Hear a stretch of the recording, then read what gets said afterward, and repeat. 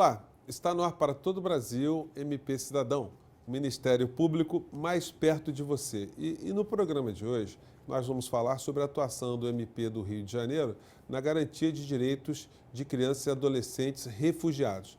Para debater esse assunto, nós convidamos o promotor de justiça, Rodrigo Medina, ele que também é coordenador do Centro de Apoio Operacional, o CAO, das Promotorias de Justiça da Infância e Juventude, e Débora Alves, que é coordenadora do Serviço Social da PARES, que é o Programa de Atendimento a Refugiados da Cáritas, Arquidiocesana do Rio de Janeiro.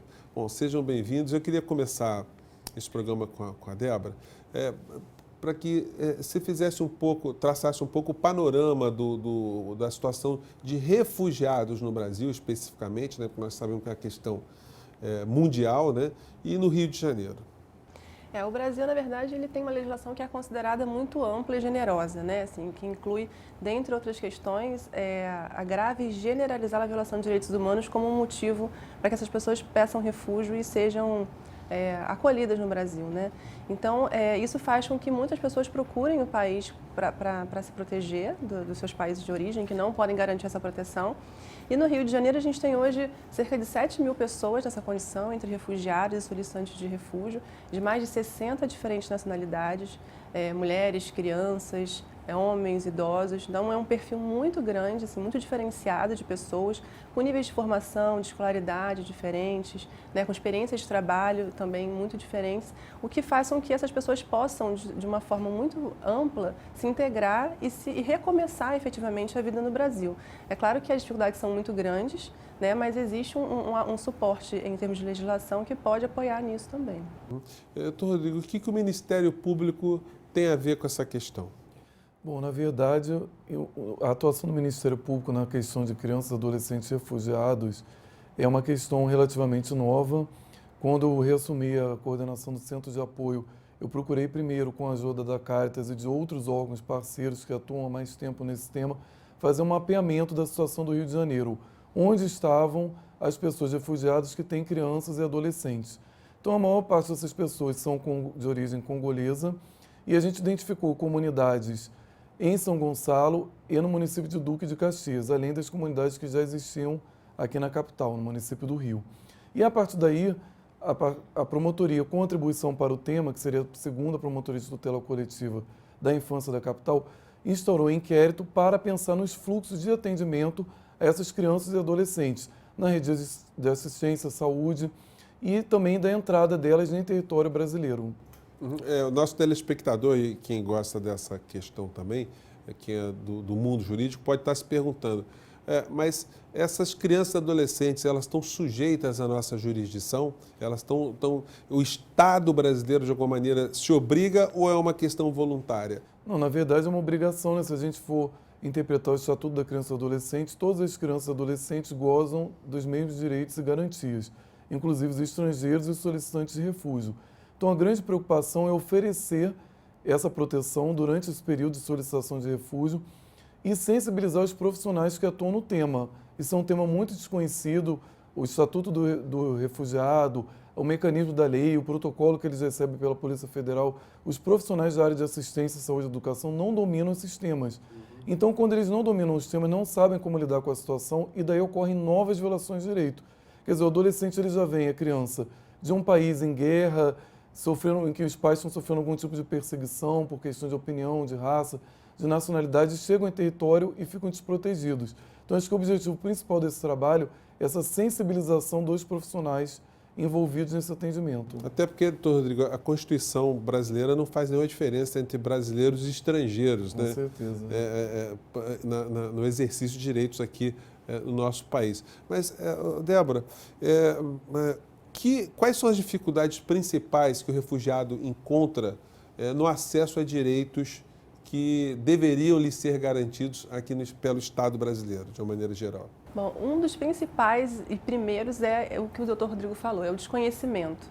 né, as pessoas que estão no atendimento, na ponta do atendimento dos serviços, ou seja, de saúde, educação, assistência, muitas vezes não sabem que aquela pessoa tem direito de acessar aquele serviço. Seja porque o documento é diferente, eles desconhecem, seja porque é um estrangeiro e a pessoa não sabe que o estrangeiro pode acessar. Então, uma grande dificuldade é a questão do desconhecimento, tanto dos órgãos públicos, né, que oferecem os serviços, quanto do próprio refugiado, que se ele não conhece seu direito, ele não tem como brigar por ele, né? Então, na Caritas, a gente tenta fazer um trabalho nessas duas vertentes, tanto com os órgãos públicos, tanto com o refugiado.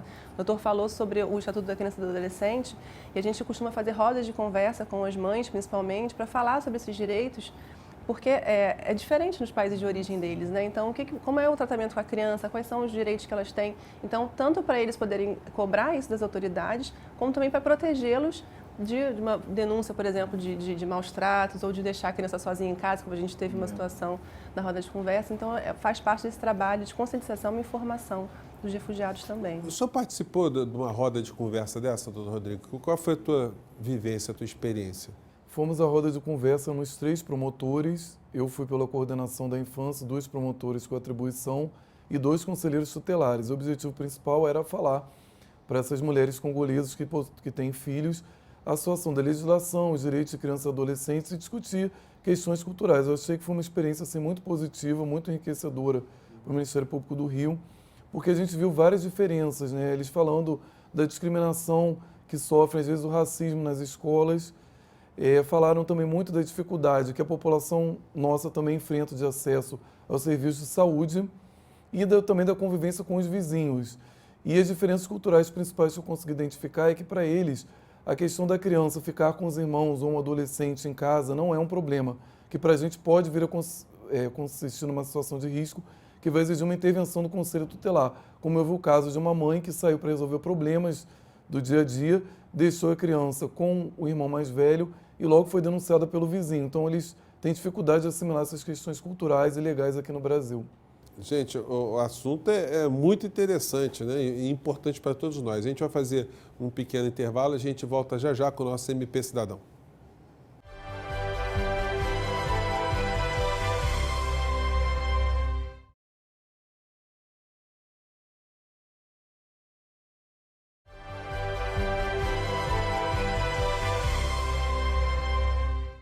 E nós estamos de volta com o nosso MP Cidadão e hoje falando da situação de crianças e adolescentes refugiadas no nosso país. E a gente vai abrir esse bloco agora com um gráfico que a produção produziu aqui para a gente. E eu queria comentar aqui dos nossos 2 convidados, começando com a doutora Débora. Nós estamos vendo aqui que no mundo há 65 milhões e 300 mil pessoas em situação de refúgio no mundo, né?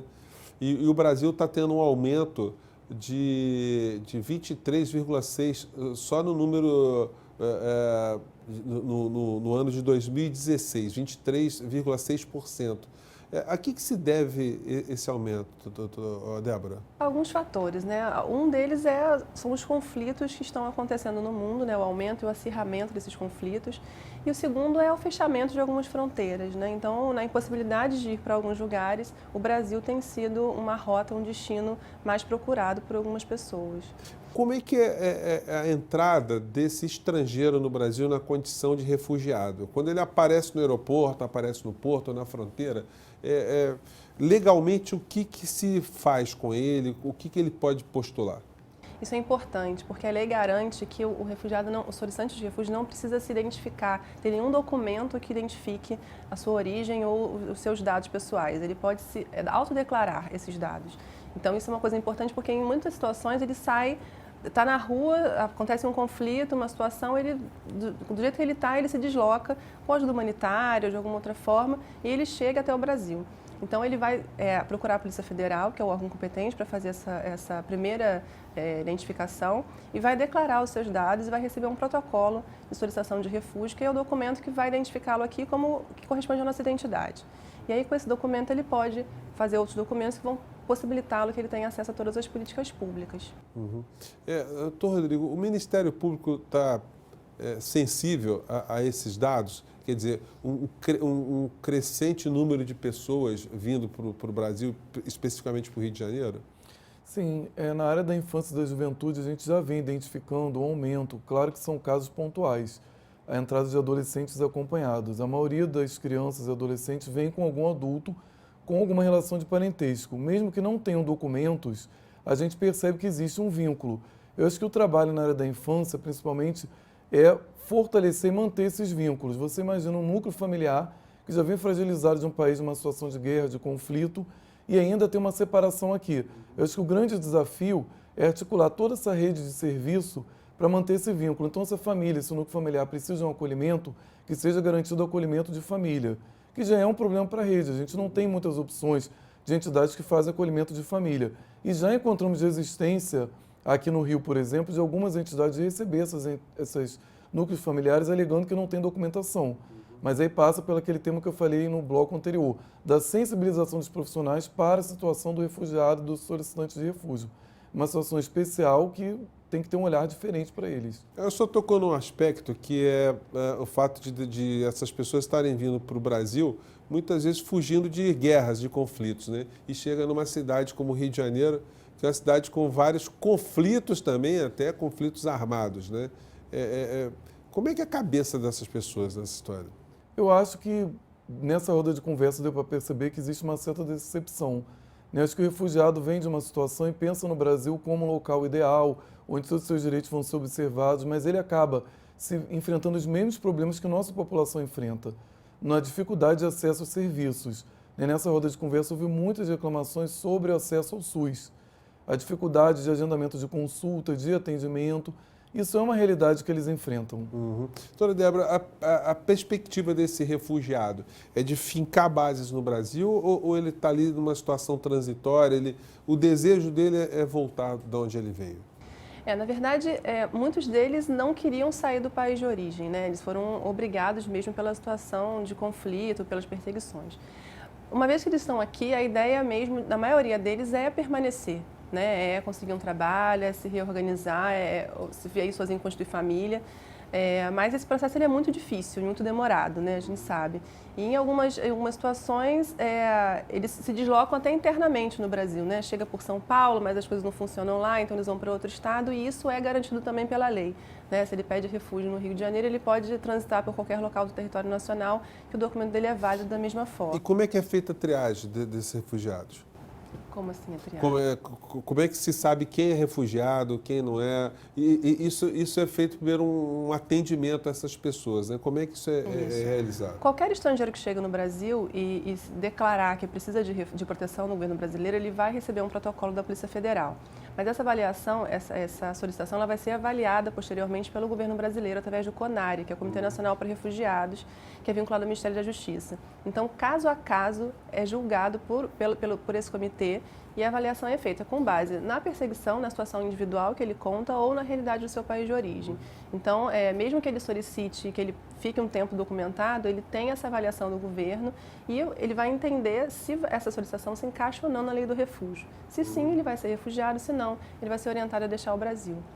Eu queria só complementar a pergunta que o senhor fez ao doutor Rodrigo, pela questão da segurança, né? Assim, diferente do que muitas pessoas pensam, falam por aí, né, que o refugiado veio com táticas de guerrilha ou veio traficar e tudo mais, são pessoas que, em geral, nos relatos que eles falam para a gente, eles querem se afastar cada vez mais da violência, né? Eles fogem da violência, eles saem, deixam seu país, seu trabalho, suas famílias para fugir da violência.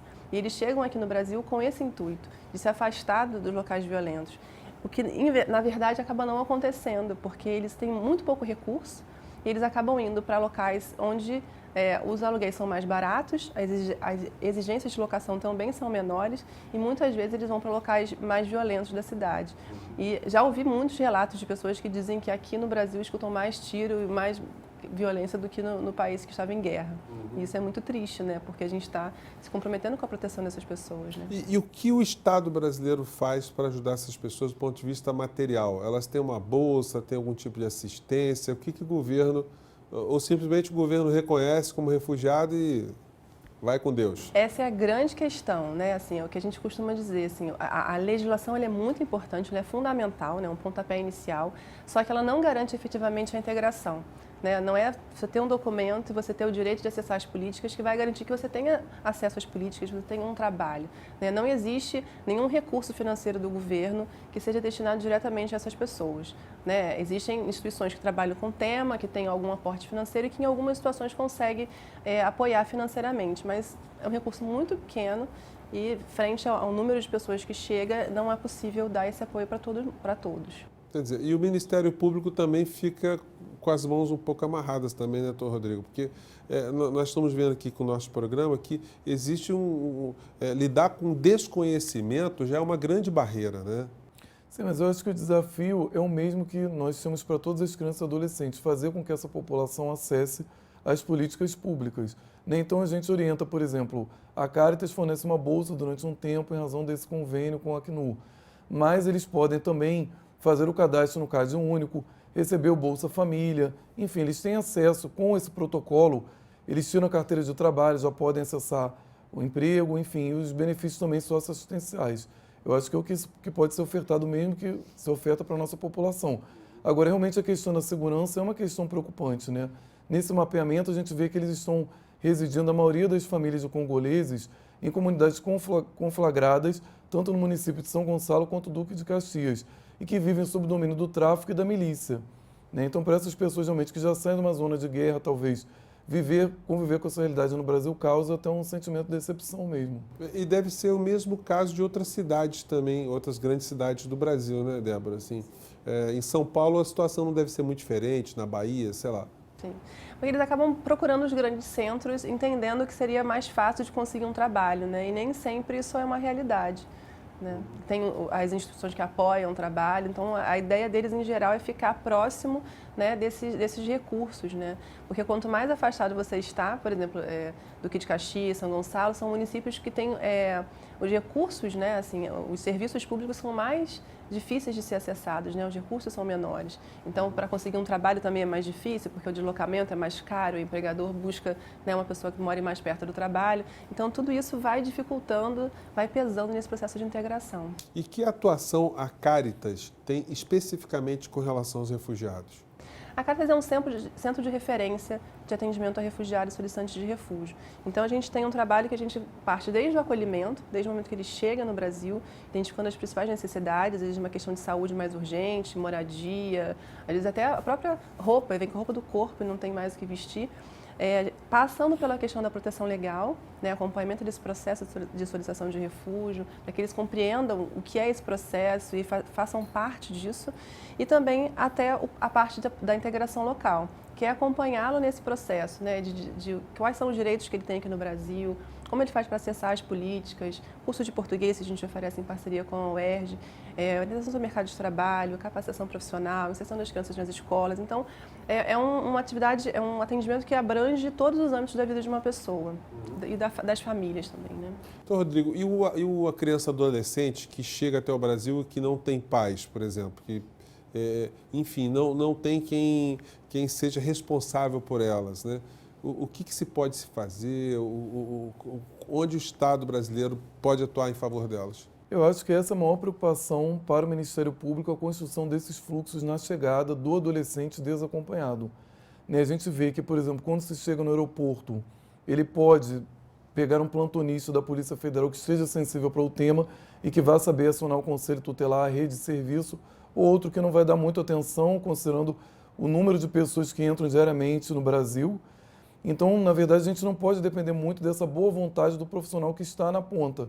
Então, daí a importância de amarrar bem e ter esse fluxo bem definido juridicamente. Então, a nossa maior preocupação quando o adolescente ingressa, certamente, se ele está desacompanhado, ele vai precisar de ser acolhido.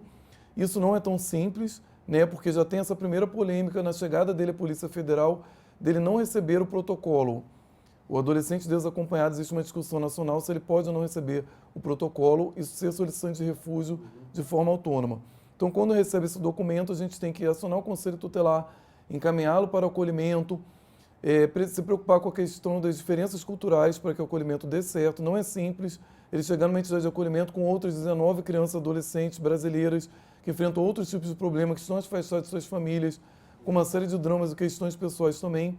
O que tem dado certo em relação ao acolhimento desses adolescentes que chegam desacompanhados é o programa Família Acolhedora, em que eles vão para a casa de uma família, uma pessoa que está cadastrada no programa e monitorado. É um atendimento muito mais personalizado. Claro que há dificuldades culturais também na chegada deles, às famílias acolhedoras, mas eu sinto que é um tratamento mais humanitário, mais próprio para essa questão.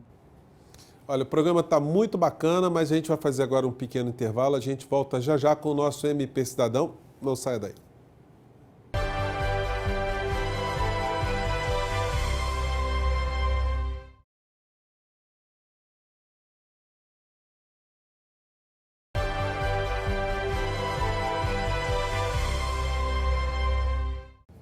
E nós estamos de volta com o último bloco do nosso MP Cidadão e hoje nós estamos falando da questão de crianças e adolescentes refugiados aqui no nosso país. Eu queria retomar a questão ainda do primeiro bloco, onde a doutora Débora falou de rodas de conversa, né, envolvendo as congolesas. Que diferenças socioeconômicas, que diferenças fundamentais se pôde perceber no perfil dessas refugiadas ou dessas famílias refugiadas aqui no Brasil?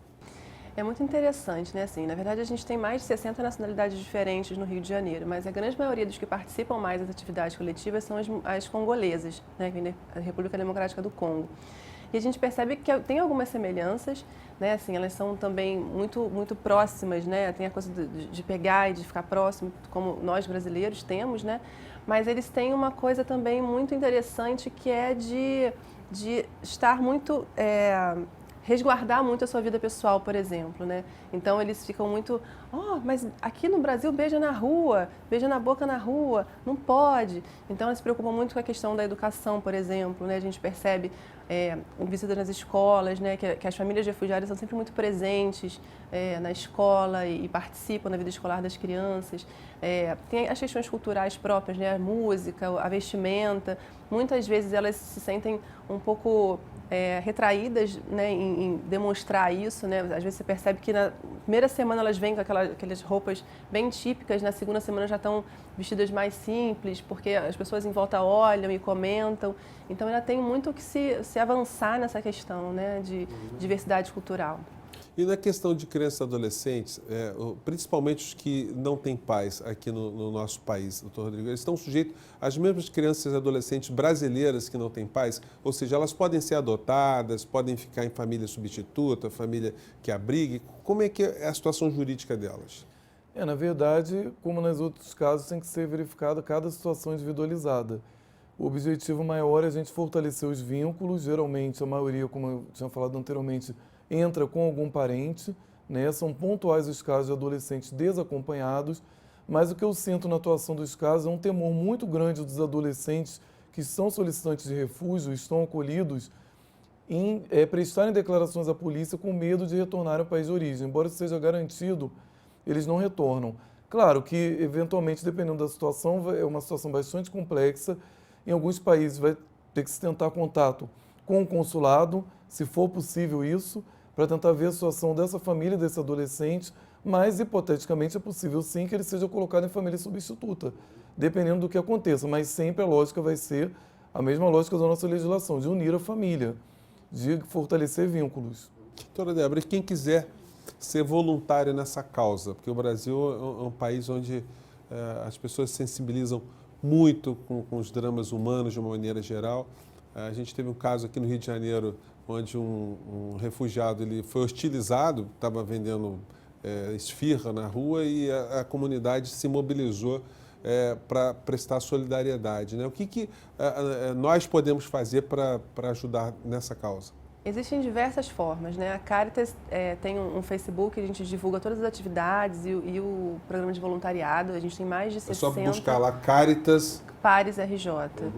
Mais de 60 voluntários hoje que atuam diretamente nas atividades, mas só de falar sobre o tema, curtir as informações que a gente coloca, falar, né, no seu trabalho, na sua escola, sobre o tema do refugiado já é uma grande ajuda, porque a informação circular já é importante, né? A gente falou o tempo todo nisso aqui, né? O desconhecimento sobre o tema é uma das grandes barreiras para essa integração.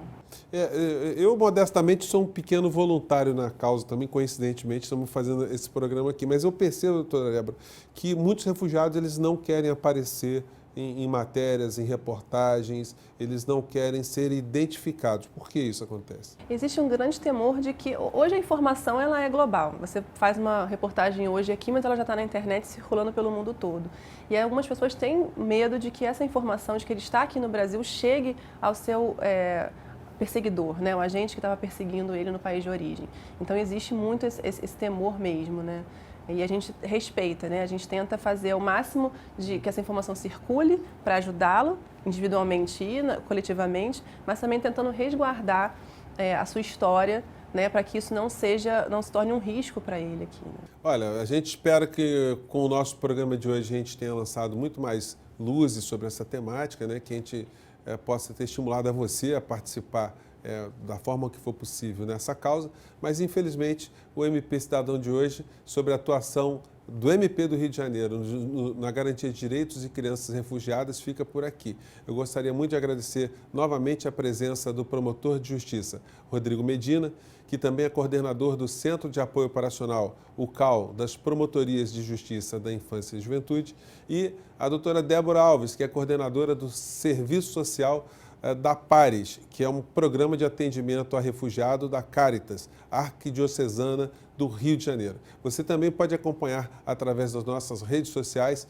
mandar críticas e sugestões para o nosso e-mail, que está aparecendo aí na base do seu vídeo. E a gente se encontra na próxima semana em mais um MP Cidadão. Um grande abraço e até lá.